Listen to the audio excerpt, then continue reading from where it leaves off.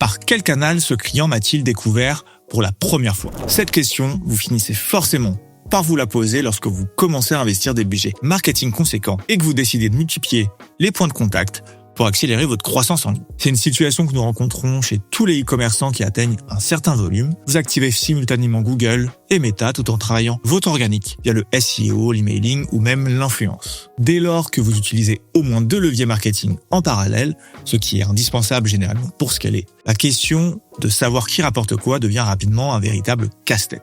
Le problème devient encore plus complexe si votre marque possède déjà un historique, car vous bénéficiez d'un bouche à oreille naturel et d'une notoriété installée qui agissent comme un levier d'acquisition en quelque sorte invisible. En tant qu'agence, nous sommes confrontés quotidiennement à ce conflit d'attribution où Meta revendique une vente, Google revendique exactement la même, simplement parce qu'ils ont tous les deux touché le client à un moment donné. La conséquence mathématique est inévitable.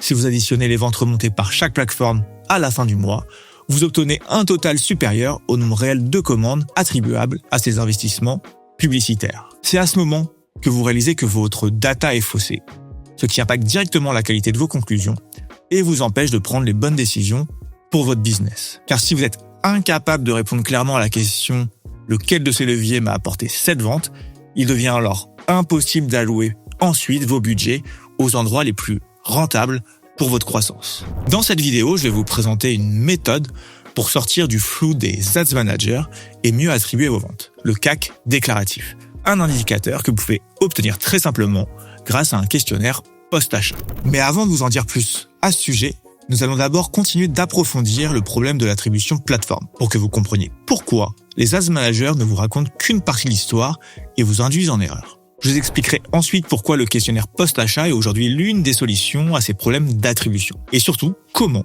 vous pouvez le mettre en place techniquement et sans friction sur votre site e-commerce. Pour que cela soit bien clair, on prendra un exemple concret pour vous apprendre à calculer votre propre CAC déclaratif et surtout à interpréter les différences que vous allez constater par rapport à vos données habituelles. Nous reviendrons également sur les avantages de ce modèle pour votre croissance avant de voir comment l'intégrer intelligemment dans votre pilotage global. Enfin, je terminerai cette vidéo en vous partageant mes meilleurs conseils pour exploiter le plein potentiel des réponses de vos clients et aller beaucoup plus loin que le simple calcul de votre CAC déclaratif. Avant de rentrer dans le vif du sujet, je prends 30 secondes pour me présenter ainsi que l'agence. Je suis Thomas, le fondateur de XPLR, une agence spécialisée en ads et en créa pour les e-commerçants. Nous sommes actuellement 12 à l'agence et nous accompagnons une quarantaine de clients pour piloter leurs investissements sur Meta, Google et les autres régies de social ads. Nous avons aussi un studio créa qui imagine et produit les ads nécessaires à ces campagnes, toujours avec une vision très orientée performance de la créa. Et au-delà de l'exécution, nous aidons nos clients à construire leur stratégie d'acquisition avec un but simple, faire en sorte que chaque euro investi ait un impact maximum sur leur croissance. Sur cette chaîne, nous partageons nos méthodes et retours d'expérience directement tirés de notre quotidien pour vous faire monter en compétences. Et si vous appréciez les formats plus longs, nous animons aussi Club Croissance, notre podcast dédié à l'e-commerce. Si ce type de contenu vous intéresse, n'hésitez pas à faire un tour sur la chaîne, il y a sûrement d'autres vidéos qui pourront vous aider. Et pour nous soutenir, pensez à vous abonner et à nous suivre sur LinkedIn.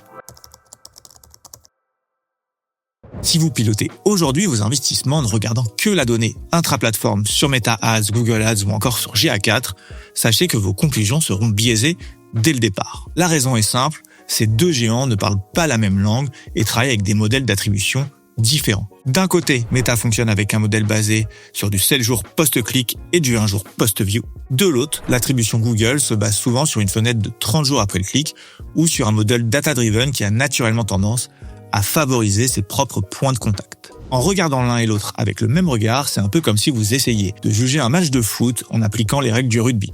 Bref, ça n'a pas de sens. Cela pose d'autres problèmes, à commencer par le jour vu. Meta s'attribue des ventes simplement parce qu'une publicité a été affichée le même jour de la conversion, alors que Google ne le fait pas. Il y a aussi la question de la période après le clic, où Meta se donne une semaine pour revendiquer la conversion, alors que Google s'accorde souvent une période bien plus longue. Mais le problème de fond réside surtout dans le rôle très différent de chaque levier. Google agit en quelque sorte comme un closer. Il capte souvent le dernier clic, celui le plus proche de l'intention d'achat, un comportement que l'écosystème Google et GA4 ont tendance à privilégier via le last click. Mais n'oublions jamais que pour avoir l'intention et donc le last click, il faut au préalable capter l'intention.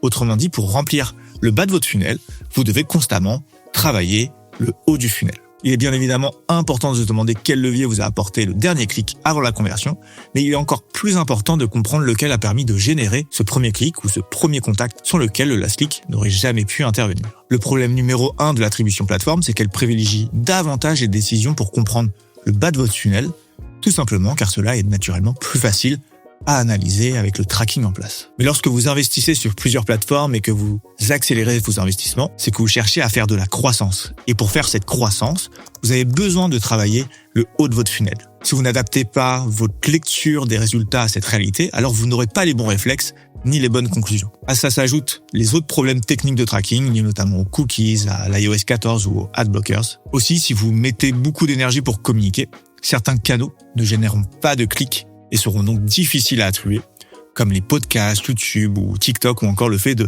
produire régulièrement du contenu sur son profil Instagram. Cet effet est encore démultiplié si vous avez une forte notoriété, une présence en retail ou un historique important. Vous bénéficiez alors d'un bouche à oreille intraquable qui a pourtant un impact généralement majeur sur vos ventes en ligne. Bref, se baser sur les outils de Meta et Google est imparfait pour toutes ces raisons et pose un problème majeur, la difficulté à mesurer l'incrémentalité réelle de vos investissements publicitaires. Petit aparté, pour bien comprendre ce qu'est l'incrémentalité, la définition tient en une question simple. Cette vente aurait-elle eu lieu si je n'avais rien fait? Prenons l'exemple d'une pizzeria.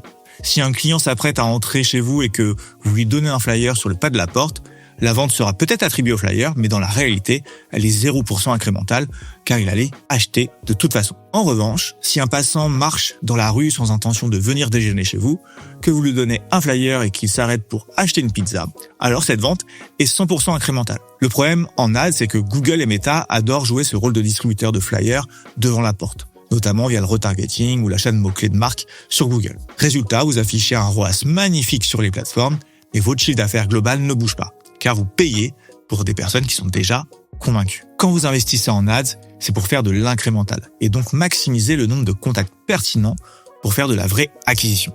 C'est-à-dire générer ces premiers contacts, ces premières visites sur votre site sur laquelle il est impossible qu'une personne devienne un jour ou l'autre votre client. Alors plutôt que de laisser Meta et Google décider eux-mêmes de l'attribution et juger leur propre travail, pourquoi ne pas demander directement à vos clients à qui vous pouvez réellement attribuer leur achat? Pour cela, la solution la plus efficace est de mettre en place un questionnaire post-achat qui apparaît dès que la personne arrive sur la page de confirmation de commande. La question centrale que vous devez poser est la suivante. Comment avez-vous entendu parler de nous pour la première fois? Ou encore, où avez-vous découvert notre produit? Et pourquoi cette question est-elle si importante? Parce que comme nous l'avons vu, les modèles d'attribution classiques vous indiquent quel levier a généré le dernier clic avant l'achat. Mais à nouveau, ce qui est fondamental à comprendre, c'est ce qui a permis de générer ce dernier clic. Car pour qu'il ait lieu, il a forcément fallu que le client vous découvre à un moment ou un autre. Cette découverte peut dater de quelques heures, de plusieurs jours, voire de plusieurs mois selon la complexité de votre produit et la durée de votre cycle de vente habituel. Là où les pixels favorisent souvent le dernier point de contact, le sondage permet de révéler le canal de découverte initial ou celui qui a eu le plus de poids dans la décision du client. Prenons un cas classique. Un client entend parler de vous par le biais d'un influenceur, puis quelques jours plus tard, il cherche votre marque sur Google pour acheter. Dans ce scénario, le sondage créditera logiquement l'influence, alors que les modèles d'attribution classiques créditeront Google. Un questionnaire post-achat vous permet de désiloter vos données en comparant la réalité du terrain rapportée par l'humain avec la vision technique rapportée par le clic. Pour la mise en place, c'est assez simple. Si vous êtes sur Shopify, vous pouvez créer ce questionnaire en quelques minutes en utilisant des applications reconnues comme Fairing ou NoCommerce. Et si vous utilisez un autre CMS ou une solution sur mesure, vous pouvez bien évidemment développer vous-même votre propre questionnaire pour l'intégrer à votre page de confirmation. Maintenant que nous avons vu comment récolter les réponses et pourquoi il est essentiel de poser cette question en premier, je vais vous expliquer ce que vous devez faire une fois que vous avez suffisamment de data. L'objectif est alors de calculer ce qu'on appelle un CAC déclaratif. Autrement dit, il s'agit simplement de diviser le montant investi sur un levier, comme Meta ou Google, par le volume de commandes associé aux réponses concernant ce même levier. Pour faire simple, prenons un exemple basé sur un scénario que l'on rencontre très fréquemment. Imaginez une situation où Google semble écraser Meta en termes de performance sur les plateformes. Comme la marque observe un meilleur ROAS et un meilleur CPA sur Google que sur Meta, elle décide logiquement d'attribuer 2 fois plus de budget à Google. Le contexte est le suivant, vous avez investi 20 000 € sur Google Ads car la rentabilité y semblait meilleure, contre seulement 10 000 € sur Meta Ads. Cependant, voici ce que révèlent les 1130 réponses récoltées via votre sondage post-achat. 260 personnes citent Google, 150 Facebook, 190 Instagram, 80 YouTube et 250 le bouche à oreille. Passons maintenant au calcul du CAC déclaratif. Pour Meta Ads, nous regroupons Facebook et Instagram, ce qui nous donne un total de 340 réponses. Si l'on divise les 10 000 € investis par ces 340 clients, on obtient un CAC déclaratif d'environ 30 €. Pour Google Ads, on regroupe le search et YouTube.